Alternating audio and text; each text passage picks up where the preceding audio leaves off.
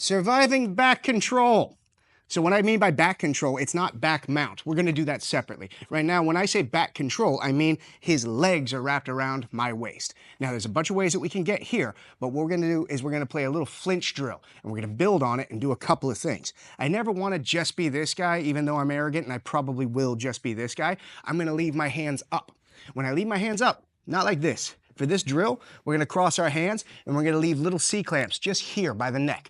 My partner's gonna reach over the top and catch it.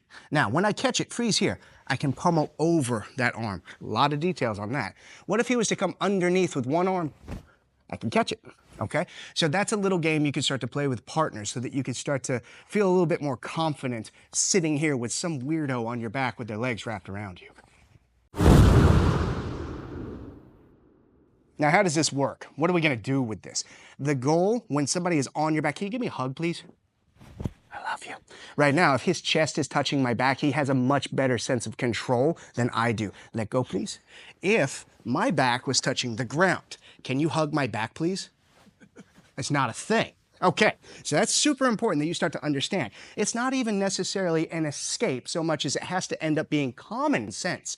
If they're on your back, put your back on the ground. They can't be on your back. Cool? So here's a little game. When I'm here, maybe I don't have my hands up in time. I want you to reach over the top for a seat belt grip. Perfect, you win. Come back. I want you to do the exact same thing. Now, when you do this, what side do you want to pull me to? He wants to pull me to this side. So that's some more basic things you should have been taught. When his arm comes over the top, that's the death side. And I know there's probably going to be a million people that go, no, but that's the death side too. Every side is the death side, but this one yields a very specific submission right out the gate, okay? So let's not just mince words about it. He's gonna pull me that way. You win, tap. So let's go back a step. Here's another flinch drill that you can do. When your partner does the same thing again, go. Pull me to the side. You're gonna get used to the idea of stepping your foot outside of your hip. Pull, go.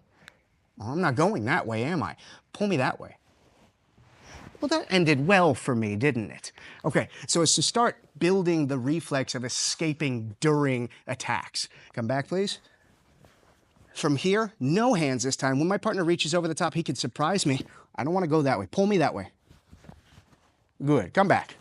Do the opposite side. Pull me that way. I'm not gonna go, okay? So building that little reflex is gonna help you. You have no idea how much. Jazz hands.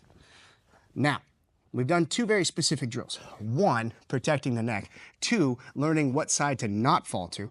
Now, if my partner was to reach over the top, freeze. From here, whatever I grab, I'm gonna come over the top of.